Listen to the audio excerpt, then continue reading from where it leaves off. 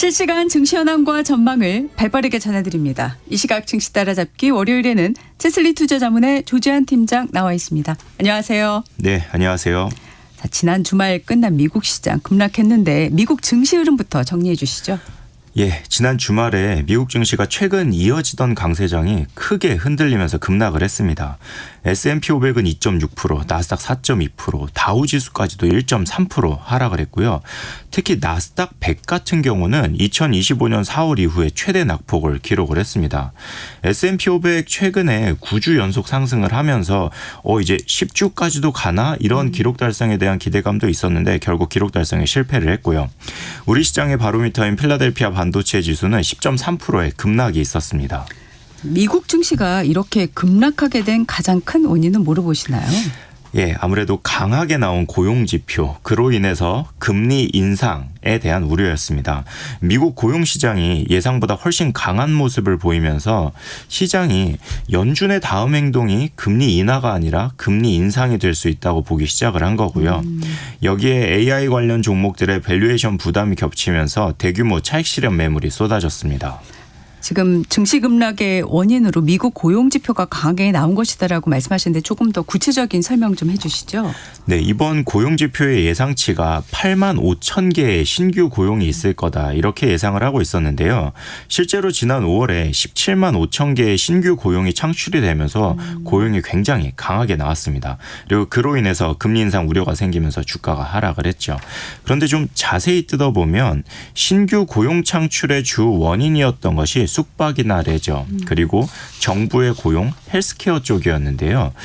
이런 것들이 모두 이번 북미 월드컵과 관련이 있는 파트타임 일자리들이 많아서 장기적인 고용의 견조함보다는 단기적인 이벤트로 보는 것이 맞을 것으로 보입니다. 지금 월드컵과 관련된 일자리들로 고용 지표가 강하게 나왔다 이런 얘기시죠? 네, 이게 캐나다 쪽도 마찬가지인데요. 경기 개최지인 온타리오주는 4월에서 5월 동안 경기장 주변 인프라 정비가 활발해지면서 8만 4천 개 이렇게 많이 일자리가 급증하면서 5월 실업률이 7%를 기록을 했거든요. 근데 이게 24년 9월 이후 최저치였습니다.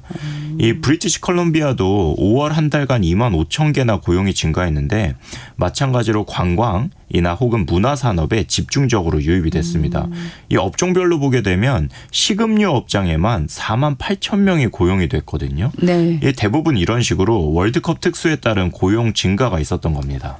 고용 지표가 괜찮았는데 주식시장에는 왜 좋지 않게 작용이 된 걸까요? 예, 주식시장이 지금 경제보다 금리에 더 민감하게 반응을 하고 있습니다. 이 고용이 강하게 나오면 소비와 물가가 견조할 수 있고요. 이렇게 되면 연준이 금리를 내릴 필요성이 낮아지게 되니까요. 결국 좋은 경제 뉴스가 나쁜 주식 뉴스로 해석되는 상황이 발생을 한 겁니다. 네, AI 관련 종목들도 크게 하락을 했어요. 네, 최근 필라델피아 반도체 지수를 보게 되면 사상 최고 수준까지 오르면서 역사상 최고의 분기 성과를 향해 달려가고 있었습니다. 근데 투자자들 사이에서는 AI 성장률이 이미 정점을 통과한 것이 아니냐는 의문이 제기되기 시작을 했습니다. 결국 과도한 기대가 조정을 받으면서 반도체 업종 전반이 크게 흔들렸습니다. 이 하루 10% 넘게 필라델피아 반도체 지수가 하락을 했었는데요. 과거를 좀 살펴보게 되면 이전에 필라델피아 반도체 지수가 이렇게 많이 올랐던 게 1999년입니다. 이 한 해 동안 101%가 올랐었거든요. 그런데 그 해의 MDD 그러니까 고점 대비해서 10% 이상 하락을 했던 케이스가 그 1년 동안 9번이나 있었습니다. 이 1년 동안 101%가 오르는 와중에도 10% 이상씩 빠진 횟수가 9번이라는 건 그냥 단순 계산해 보기만 해도 넉 달 중에 석 달은 이런 조정을 경험을 했었다는 겁니다. 네, 그때도 변동성이 굉장히 잦았고 컸네요. 자, 월가에서는요 이번 하락 장세 어떻게 보고 있을까요? 네, 이번 하락을 전형적인 차익 실현 과정으로 보기도 합니다. 최근에 반도체주가 너무 많이 오른 상황에서 투자자들이 수익을 확정하는 과정이 나타났다고 하는 시각이 있는데요. 기존에 이 필라델피아 반도체 지수의 밸류에이션이 가장 높았던 때가 24년이었는데 그때 28 정도였거든요. 그러니까 지금 전고점 대비해서 밸류에이션이 상당히 높은 상태여서 지금 수익을 실현할지 고민하고 있는 투자자들에게는 이렇게 강한 고용 지표와 그리고 금리 인하 기대가 약화가 되니까 트리거가 된 것으로 볼 수 있겠습니다. 네, 채권 시장은 어떤 반응을 보였을까요? 예, 채권 시장 상당히 큰 충격이 있었는데요. 미국 2년물 국채 금리는 하루 만에 10bp 급등하면서 4.15%를 기록을 했고요. 미국 10년물 국채 금리도 5.77bp 상승한 4.53%까지 올라가면서 네. 최근 금리 하락 기대가 상당 부분 후퇴하는 모습을 보였습니다. 자, 그럼 시장은요, 앞으로 금리를 어떻게 예상하고 있을까요?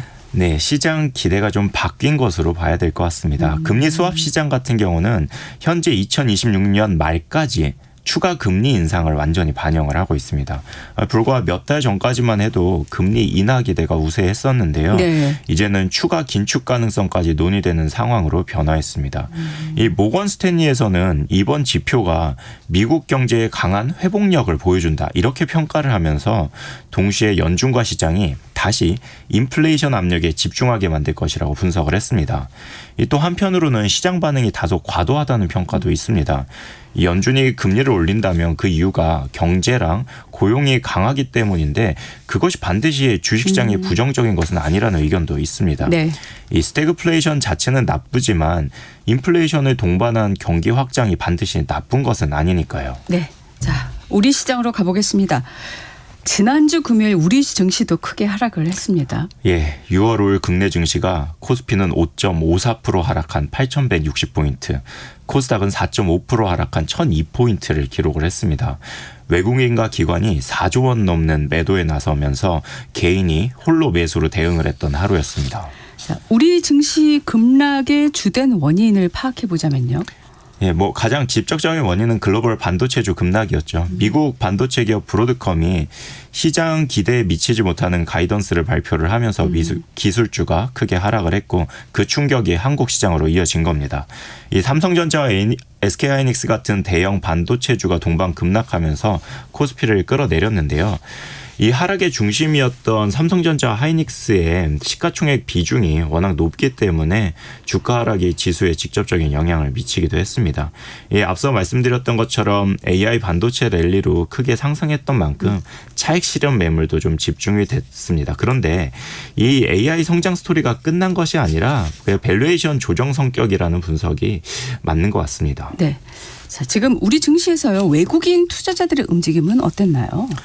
예, 벌써 20일 연속 매도를 이어가고 있는데요. 이 매도가 반도체랑 대형 IT주에 좀 집중이 됐습니다. 네. 이 외국인 자금 이탈이 워낙 약세와 맞물리면서 시장 변동성을 더욱 키워나갔습니다. 이 단순 계산이기는 하지만요. 5월 한 달간 대한민국의 무역 흑자가 260억 달러 규모거든요. 그런데 외국인이 동일 기간 동안 매도한 물량이 300억 달러 규모입니다. 그러니까 한 달 동안 우리가 무역으로 벌어들인 돈 이상으로 외국인이 우리 시장에서 차익 실현을 한 겁니다. 네. 그래서 그런지 환율도 급등하고 있어요. 예, 원달러 환율이 장중에 1,549원까지 상승을 했는데요. 글로벌 금융위기가 있던 2008년 이후 가장 높은 수준에 근접한 수치입니다. 이 환율 급등이 외국인 매도 압력을 더 강화하면서 국내 증시에 좀 부정적인 영향을 미쳤습니다. 이번 급등이 외국인 주식 매도에 따른 달러 수요 증가가 큰 요인으로 볼 수 있겠는데요.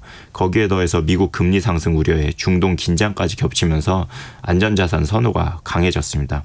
이 결과적으로 원화가 약세를 보이면서 환율이 1,540원을 돌파한 것으로 볼 수 있겠습니다. 네. 반도체주가 이렇게 하락을 했는데도 또 오른 종목도 눈에 띄더라고요. 예, 금요일날 이른바 브로드컴 쇼크로 반도체주들이 하락하는 가운데 이 홍콩 ELS 관련 과징금이 기존의 1.4조 원에서 6천억 원 수준으로 경감되면서 이 관련된 불확실성 해소와 함께 지수 하락에 따른 방어주 성격으로 수급이 몰린 은행주들이 2%에서 7%대 상승을 보였습니다. 네.